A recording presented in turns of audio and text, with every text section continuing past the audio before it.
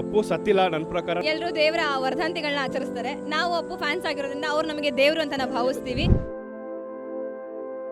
ಇವತ್ತು ಎಲ್ಲರ ಹೃದಯದಲ್ಲಿ ಇಂದಿಗೂ ಅವರು ಅಜರಾಮರವಾಗಿದ್ದಾರೆ. ನಮ್ಗೆ ಇನ್ನೊಂದು 10 ವರ್ಷ ಇರಬೇಕಾಗಿತ್ತು ಅಂತ ಸರ್ ನಮ್ಮ ಜೊತೆಲಿ ಚಿತ್ರರಂಗ ಇರೋ ತನಕ. ಸೊ ಇವತ್ತು ಅವ್ರಿಲ್ಲ, ತುಂಬಾ ಅಂದ್ರೆ ತುಂಬಾನೇ ನೋವಾಗ್ತಿದೆ. ಅವ್ರಿಲ್ಲ ಅನ್ನೋ ಒಂದು ನಮಗೆ ತಡ್ಕೊಳಕ್ ಆಯ್ತಿಲ್ಲ. ದುಃಖ ಆಗ್ತದೆ ನಮಗೆ, ಅಲ್ಲ ಅವ್ರು ನೆನೆಸ್ಕೊಂಡ್ರೆ ದುಃಖ ಆಗ್ತದೆ ನಮಗೆ. ಮುಂದಿನ ಜನ್ಮದಲ್ಲಿ ಮತ್ತೆ ಅವರು ನಮ್ಮ ಕನ್ನಡ ರತ್ನಾಗೆ ಹುಟ್ಟಲಿ, ನಮ್ಮ ರಾಜರತ್ನಾಗೆ ಅವ್ರು ಬೆಳೀಲಿ.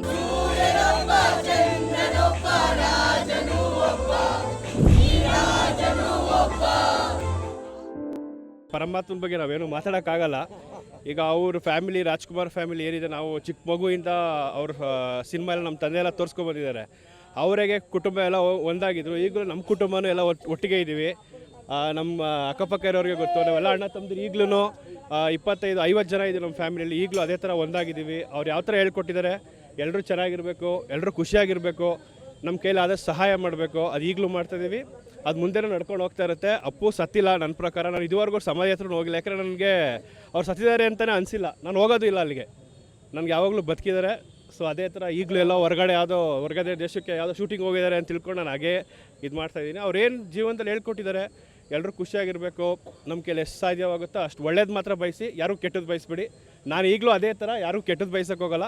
ನನ್ನ ಕೆಲಾದರೆ ಒಳ್ಳೇದು ಮಾಡ್ತೀನಿ, ಇಷ್ಟ ಆಗಲಿಲ್ಲ ಅವ್ರ ದಿನ ದೂರ ಬಂದುಬಿಡ್ತೀನಿ. ನಾನು ಕೆಟ್ಟದ್ದು ಹೇಳಲ್ಲ, ಏನೂ ಮಾಡೋಕ್ಕೋಗಲ್ಲ. ಎಲ್ಲರೂ ದೇವರ ವರ್ಧಂತಿಗಳನ್ನ ಆಚರಿಸ್ತಾರೆ. ನಾವು ಅಪ್ಪು ಫ್ಯಾನ್ಸ್ ಆಗಿರೋದ್ರಿಂದ ಅವ್ರು ನಮಗೆ ದೇವರು ಅಂತ ನಾವು ಭಾವಿಸ್ತೀವಿ. ಸೊ ನಾವು ಕೂಡ ನಮ್ಮ ದೇವನ ವರ್ಧಂತಿಯಾಗಿ ನಾವು ಆಚರಿಸ್ತೀವಿ ಅಂತ ನಾವು ಅಂದ್ಕೊಂಡಿದ್ದೀವಿ ಸರ್. ಅಪ್ಪು ಇವತ್ತಿಲ್ಲ ಅಂದರೂ ಕೂಡ ಎಲ್ಲರ ಮನಸ್ಸಲ್ಲೂ ಎಲ್ಲ ಕಡೆನೂ ಅವ್ರಿದ್ದಾರೆ ಅಂತಲೇ ನಾವು ಭಾವಿಸ್ತೀವಿ. ಅವ್ರಿಗೆ ಮುಂದಿನ ಜನ್ಮದಲ್ಲಿ ಮತ್ತೆ ಅವರು ನಮ್ಮ ಕನ್ನಡ ರತ್ನಾಗೆ ಹುಟ್ಟಲಿ, ನಮ್ಮ ರಾಜರತ್ನಾಗೆ ಅವ್ರು ಬೆಳೀಲಿ, ಕನ್ನಡ ಭೂಮಿಲಿ ಅವ್ರು ಇರಲಿ. ತುಂಬ ಅಂದರೆ ತುಂಬ ಮಿಸ್ ಮಾಡ್ಕೊತಿದ್ದೀವಿ ಸರ್. ಯಾಕಂದರೆ ಒಬ್ಬರು ಹೀರೋ ಅಂದ ತಕ್ಷಣ ಅವ್ರ ಆ್ಯಕ್ಷನ್ನು ಅಥವಾ ಅವ್ರ ಡ್ಯಾನ್ಸು ಎಲ್ಲವೂ ಕೂಡ ಇಷ್ಟ ಆಗುತ್ತೆ. ಅದಕ್ಕೋಸ್ಕರ ಅವರು ಹೀರೋ ಅಂತ ಅನ್ಕೊತಾರೆ. ಬಟ್ ನಾವುಗಳೆಲ್ಲ ರಿಯಲ್ ಆಗಿ ಒಬ್ಬ ಜೀವನಕ್ಕೆ ಹೇಗೆ ಬದುಕಬೇಕು, ರಿಯಲ್ ಹೀರೋ ಅಂದರೆ ಹೇಗಿರಬೇಕು ಅನ್ನೋ ತೋರಿಸ್ಕೊಟ್ಟಿರೋದು ಪವರ್ ಸ್ಟಾರ್ ಪುನೀತ್ ರಾಜ್ಕುಮಾರ್ ಅವರು. ಸೊ ನಮ್ಮಂಥ ಯಂಗ್ಸ್ಟರ್ಸ್ಗಳಿಗೆ ಮುಂದಿನ ಜೀವನ ಹೇಗೆ ಬದುಕಬೇಕು, ಹೇಗೆ ದಾರಿದೀಪ ಆಗಬೇಕು ಅಂತ ತೋರಿಸ್ಕೊಟ್ಟಿರೋದವರು. ಅವ್ರು ಇದ್ದಿದ್ರೆ ನಮ್ಮಂಥ ಇನ್ನೂ ಎಷ್ಟೋ ಯುವಕರಿಗೆ ಇನ್ನೂ ಸ್ಫೂರ್ತಿ ಆಗ್ತಿದ್ರು. ಸೊ ಇವತ್ತು ಅವರಿಲ್ಲ, ತುಂಬ ಅಂದರೆ ತುಂಬಾ ನೋವಾಗ್ತಿದೆ. ಬೆಳಗ್ಗೆಯಿಂದ ರೀಲ್ಸ್ಗಳನ್ನ ಸ್ಕ್ರೋಲ್ ಮಾಡ್ತಿರ್ಬೇಕಾದ್ರೆ ಅವ್ರಿಲ್ಲ ಅನ್ನೋದನ್ನ ನಮಗೆ ತೊಗೊಳಕ್ಕಾಗ್ತಿಲ್ಲ. ಬಟ್ ನಮ್ಮೆಲ್ಲರ ಮನಸ್ಸಲ್ಲೂ ಅವರಿದ್ದಾರೆ. ಅವರು ಯಾವಾಗಲೂ ಜೊತೆಗಿರದ ಜೀವ ಎಂದೆಂದಿಗೂ ಜೀವಂತ ಅನ್ನೋಗೆ ನಮ್ಮ ಉಸಿರಲ್ಲಿ, ನಾವು ಆಡೋ ಪ್ರತಿ ಮಾತಲ್ಲಿ, ಎಲ್ಲದರಲ್ಲೂ ಕೂಡ ಅವ್ರು ಇರ್ತಾರೆ ಸರ್. ಕೊಡ್ತಿದ್ದಂಥ ಒಂದು ಇನ್ಸ್ಪಿರೇಷನ್ ಆದ ಮಾತುಗಳು ಮತ್ತು ಅವರ ಡ್ಯಾನ್ಸ್ಗಳು, ಆ್ಯಕ್ಟಿಂಗ್ಗಳಾಗಿರ್ಬೋದು, ಕೆಲವು ಜನಕ್ಕೆ ಹೆಲ್ಪ್ ಮಾಡೋರಾಗಿರ್ಬೋದು, ತುಂಬ ಮಿಸ್ ಮಾಡ್ಕೋತಾ ಇದ್ದೀವಿ ಅವ್ರನ್ನ. ಬೆಳಿಗ್ಗೆ ರೀಲ್ಸ್ ಸ್ಕ್ರೋಲ್ ಮಾಡ್ತಾಯಿದ್ದಾರೆ, ಅವರೇ ಸುಮ್ಮನೆ ಅಂದರೆ ಸಖತ್ ನೆನಪಾಯ್ತಿರು. ಅವರಿಲ್ಲ ಅನ್ನೋ ಒಂದು ನಮಗೆ ತಡ್ಕೊಳಕ್ಕೆ ಆಯ್ತಿಲ್ಲ. ಸೊ ಆದರೂ ಏನು ಮಾಡೋದು, ತಗೊಳ್ಳೇಬೇಕು ಅಲ್ವಾ ಸರ್. ತುಂಬ ಮಿಸ್ ಮಾಡ್ಕೋತಾ ಇದ್ದೀನಿ ಸರ್. ಅದೇ ಒಂದೇ.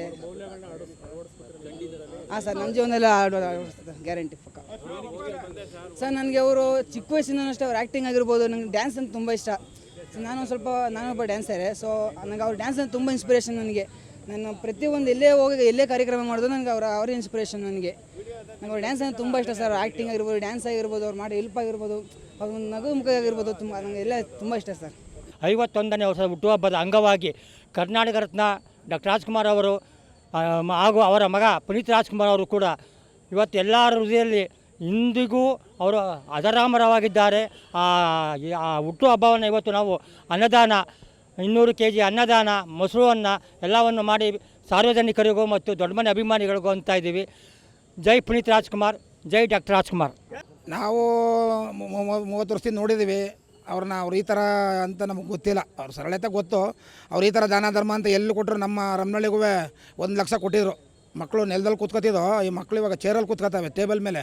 ಅವತ್ತು ನಮಗೆ ಇವತ್ತು ಕೇಳ್ದೋ, ಶುಕ್ರವಾರ, ಶನಿವಾರ ಚೆಕ್ ಹಾಕ್ತರು, ಸೋಮವಾರ ಡ್ರಾ ಆಯಿತು, ತಗೊಂಡೋಗಿ ಮಾಡಿಕೊಟ್ಟು ನೋಡಿ. ಅದೆಲ್ಲೆಲ್ಲ ಹೋಯ್ತೋದು. ನಾವು ಅವ್ರು ಇದು ಮಾಡಿರೋದ್ರಲ್ಲಿ ನಾವು ಸ್ವಲ್ಪ ಕಿಂಚಿತ್ ಸೇವೆ ನಮ್ಮ ಅಭಿಮಾನಿಗಳ ಕಡೆಯಿಂದ ಏನು ಮಾಡ್ಬೋದು ಅನ್ನೋದನ್ನು ನಾವು ನಿರಂತರವಾಗಿ ಇರೋ ತನಕ ಮಾಡ್ತೀವಿ ಸರ್. ಎಲ್ರಿಗೂ ಮಾದರಿ ಸರ್. ಈ ಮಾದರಿ ಅದೆಲ್ಲೆಲ್ಲ ಹೋಗಿದೆ ಬಿಡಿ, ಹೊರದೇಶಕ್ಕೆಲ್ಲ ಹೋಗಿದೆ. ಅವ್ರು ಮಾಡಿರೋಂಥ ಧರ್ಮ ಮಾದರಿ ಅದು ಇರೋರು ಅಳವಡಿಸ್ಕೊಬೇಕು. ಇರೋರು ಏನು ಮಡಿಕೊಂಡು ಕೂತವ್ರೆ, ನನಗೆ ಬೇಕು, ನಾನೇ ಮಾಡಬೇಕು, ಇನ್ನಷ್ಟು ಮಾಡಬೇಕು ಅಂತ ಯಾರೇ ಆಗ್ಬೋದು. ಅವರು ಕೈಲಾದಷ್ಟು ಮಾಡಲಿ ಅನ್ನೋ ತೋರಿಸ್ಬಿಟ್ಟು ಹೋಗಿದ್ದಾರೆ ಅಷ್ಟೇ. ಅವರು ಪ್ರತಿಯೊಬ್ಬರಿಗೂ ದುಃಖ ಆಗ್ತದೆ ನಮಗೆ. ಅಲ್ಲ ಅವ್ರು ನೆನೆಸ್ಕೊಂಡ್ರೆ ದುಃಖ ಆಗ್ತದೆ ನಮಗೆ ಸರ್.